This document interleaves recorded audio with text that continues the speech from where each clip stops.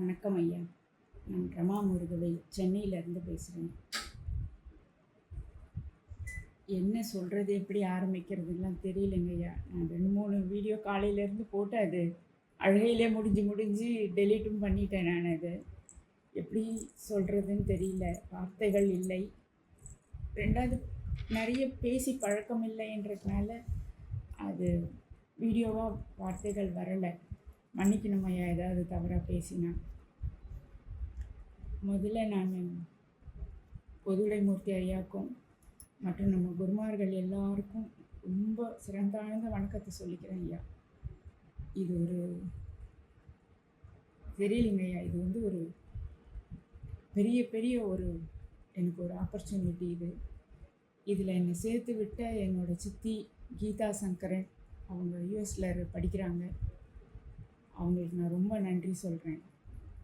அவங்க தான் என்னை இதில் சேருன்னு சொல்லி சேர்த்து விட்டாங்க. ஆக்சுவலாக ஏஎல்பிக்குள்ளே நான் ஒரு 6 மாதமாக ட்ராவல் பண்ணுறேன்.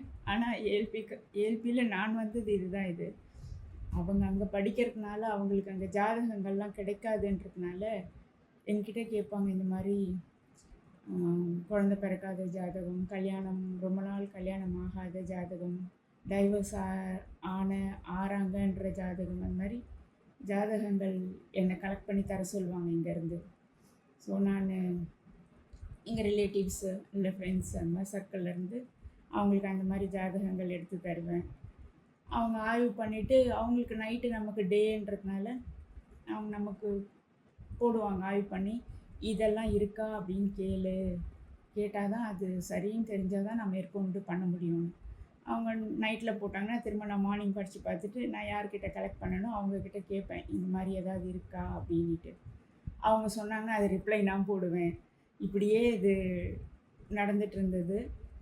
ஒரு கட்டத்தில் தான் நானும் ரொம்ப ஆர்வமாக இதை பற்றி பேசும்போது, நீ இதை படி, உனக்கு இருக்கிற குழப்பங்கள் தெரியும். நான் நிறைய கேள்வி வேறு கேட்பேன், அதனால் உனக்கு இருக்கிறதெல்லாம் தெரியும், நீ படின்னு சொல்லி. ஆக்சுவலாக டிசம்பர் கிளாஸ்லேயே மார்கழி மாதம் எப்படி எந்திரிச்சிருப்பல்ல, காலையில் எந்திரிக்கணுன்றது ஒரு பெரிய கொஸ்டின், ஒரு இதுவாக இருந்ததுங்க ஐயா. அதனால் சரி மார்கழி மாதம் எந்திரிப்பேன், நீ அப்போ கண்டிப்பாக அப்போ படிச்சிடுனாங்க. ஆனால் அப்போவும் சேர முடியலைங்க ஐயா என்னால். இப்போ தான் சேர்ந்தேன். இது வார்த்தைகள் இல்லை ஐயா சொல்கிறதுக்கு, கண்டிப்பாக வார்த்தைகள் இல்லை. நான் ஜாதகம் போட்டு படித்து இதெல்லாம் என்ன பண்ணுவேன்னு தெரியாது. ஆனால் வாழ்க்கையில் நான் என்னை நிறைய மாற்றிருக்கிறேன். காலையில் கூட அவரை கேட்டேன், என் ஹஸ்பண்டை, நான் சேர்ந்ததில் உங்களுக்கு என்ன மாற்றம்னு. உங்களோட கோபம் குறைஞ்சிருக்கு, படபடப்பு குறைஞ்சிருக்கு, பொறுமையாக இருக்கிற அப்படின்ட்டு சொன்னார். இது எனக்கே தெரியுதுங்க ஐயா.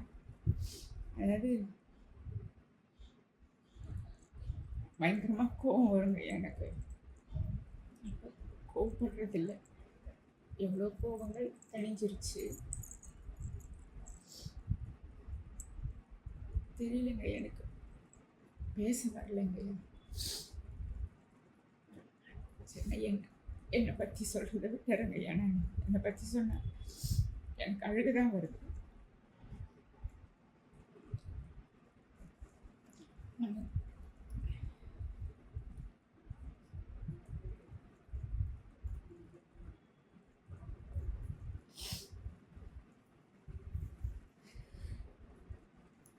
குருமார்களை பற்றி சொல்கிறேங்க ஐயா. இந்த படிப்பனை சொல்லி தந்த பொதுவுடைமூர்த்தி ஐயா அவர்களுக்கு கோடான கோடி நன்றிகளும் வணக்கங்களும் ஐயா. இதை எப்படி நீங்கள் க்ரியேட் பண்ணீங்க, எப்படி கொண்டு வந்தீங்க, எப்படி நீங்கள் இதை செய்தீங்கன்றதெல்லாம் இட்ஸ் மிராக்கிள். கண்டிப்பாக இது எனக்கெல்லாம் நிஜமாக சார். ஸோ எல்லோரும் சொல்கிற மாதிரி தான் என் நட்சத்திரம், என் ஹஸ்பண்ட் நட்சத்திரம், என் குழந்தை நட்சத்திரம் மட்டும்தான் தெரியும். ராசி நட்சத்திரம், ராசி கட்டங்கள் தெரியாது, இத்தனை நட்சத்திரங்கள் தெரியாது, எதுவுமே தெரியாது. இதில் தான் இதெல்லாம் தெரியுமே. முதல்ல என் ஹஸ்பண்ட் இதெல்லாம் வேண்டாம், அதான் சித்தி படிச்சிருக்காங்கல்ல போதும், அவங்க எதுனா வேணும்னா அவங்க கேட்டுக்கலாம் அப்படின்னு தான் விட்டுட்டாரு. அதுக்கப்புறமா சித்தி சொன்னாங்க, நானும் சேர்ந்தேன். அப்புறமா அவரே என்னை வீட்டில் அங்கங்கே சாட்லாம் ஒட்டியிருப்பேன், நட்சத்திரம் அதிபதியெல்லாம் எழுதி திடீர்னு வந்து எனக்கு கேள்வியெல்லாம் கேட்பார், இந்த நட்சத்திரத்துக்கு யார் அதிபதி சொல்லு, நட்சத்திரங்கள் சொல்லு அப்படின்லாம் சொல்லி அவருக்குமே ஒரு இன்ட்ரெஸ்ட் வந்து எனக்கு என்னை வந்து என்கரேஜ் பண்ணார், படி அப்படின்ட்டு. எங்கேருந்து எங்கே போகிறேன் சார். ஸோ இது வந்து நீங்கள் எப்படி பண்ணீங்கன்னு எனக்கு தெரியலைங்க ஐயா. ஆனால் சொல்லி கொடுத்த ஒவ்வொரு ஆசிரியர்களும் அத்தனை பொறுமை. அதாவது அவங்களோட வயசில் சின்னவங்களும் இருக்காங்க, அவங்களோட வயசில் மூத்தவங்களும் இருக்காங்க. அத்தனை பேரையும் அனுசரித்து ஒருத்தர் மனசும் புண்படாமல் எல்லாருக்கும் புரிகிற மாதிரி ஒரு வார்த்தையும் அவங்க சொன்னது அப்படியே மனசில் பதியுது. அந்த அளவுக்கு வார்த்தை பிரயோகம் அதெல்லாம் வந்து உங்களோட அவங்க ஒரு ஒன்றத்தையும் சொல்லிட்டு எல்லாமே ஐயாவால் தான்வாங்க. அந்த அளவுக்கு நீங்கள் உங்களை தயார் பண்ணியிருக்கீங்க. அதெல்லாம் வந்து ரொம்ப பெரிய விஷயம் ஐயா. எனக்கு தெரியலைங்க, எனக்கு பேச தெரியல.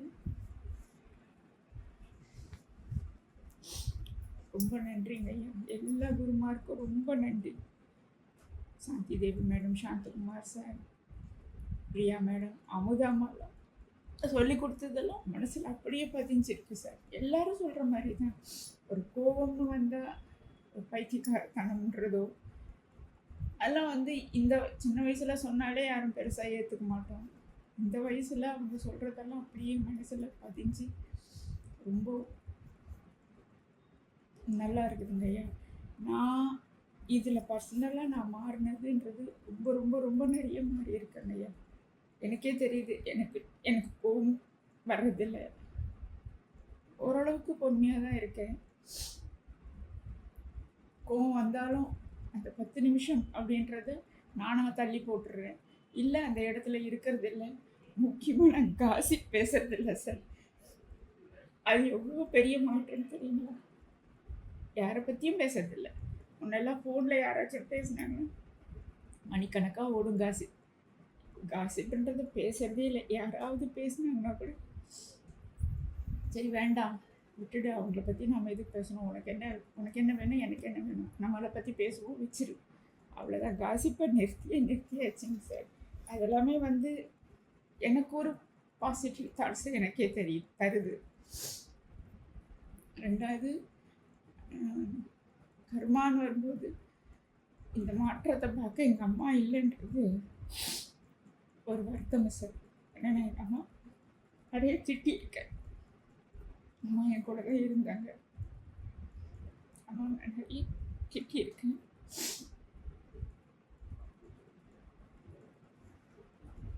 இப்போ அம்மா இல்லைன்னு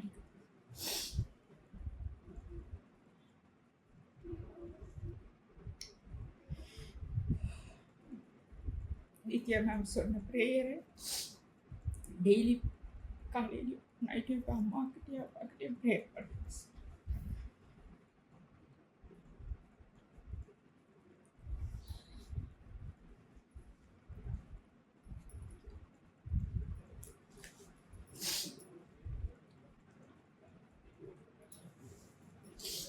ரொம்ப நன்றிங்க ஐயா.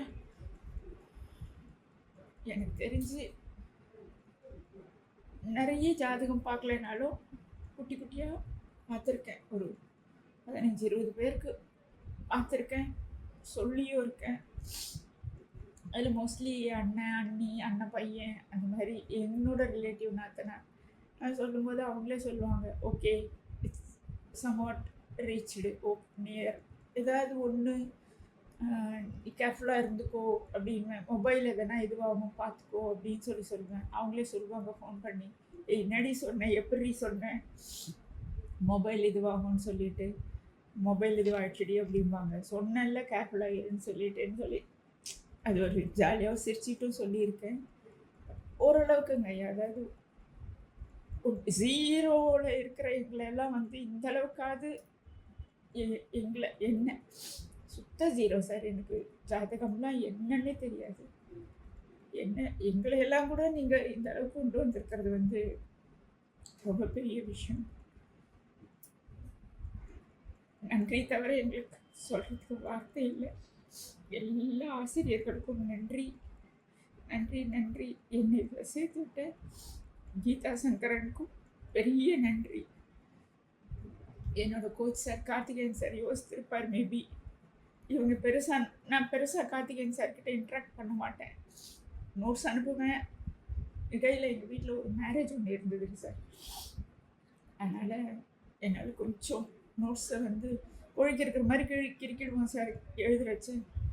அதுக்கப்புறம் அது ஃபேர் காப்பி எடுத்து இனிஷியலாக சென்ட் பண்ணிட்டு இருந்தேன். அதுக்கப்புறம் எனக்கு ஃபேர் காப்பி எடுக்கிறதுக்கெல்லாம் நேரம் இல்லை. வீட்டில் நலங்கு வந்த காலம் அது இதுன்ட்டு கொஞ்சம் பிஸியாக இருந்ததில் அனுப்ப முடியல சார்.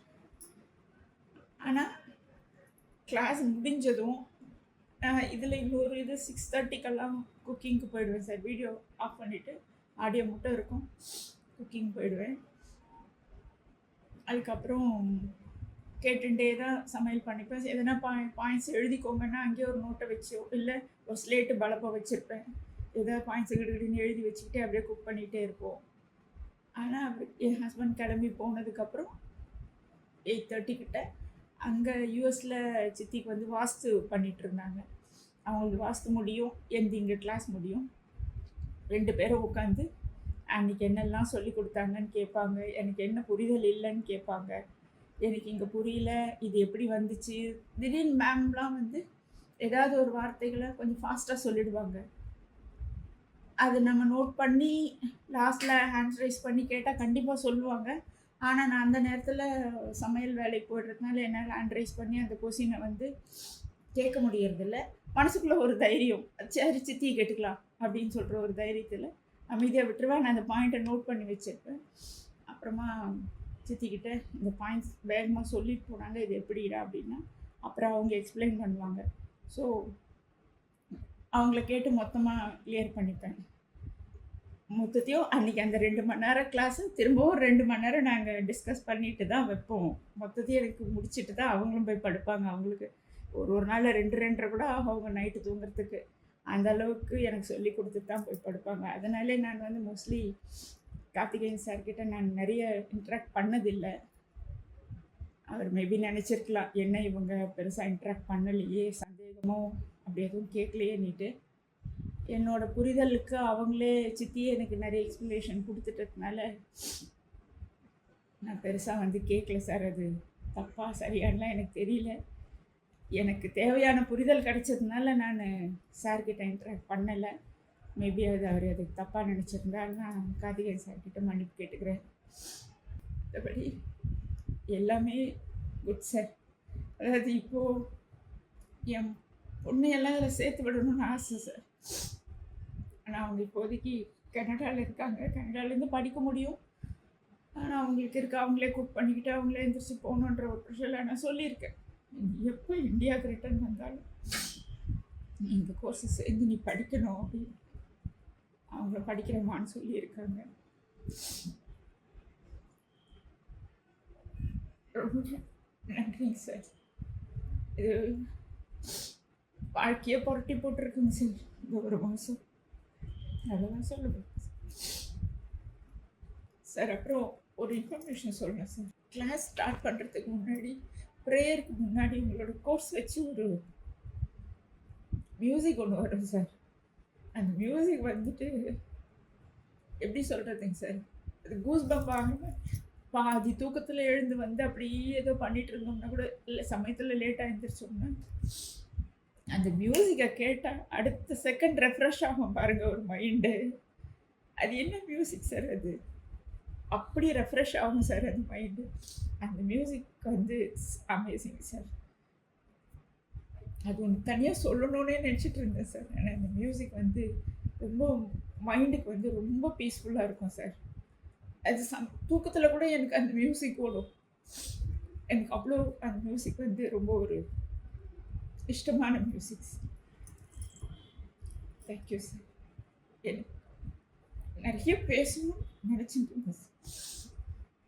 இது எத்தனாவது வீடியோன்னு எனக்கே தெரியலைங்க சார். இதுக்கு மேலே நான் டெலீட் பண்ணேன்னு நல்லா இருக்காது. Thank you so much sir.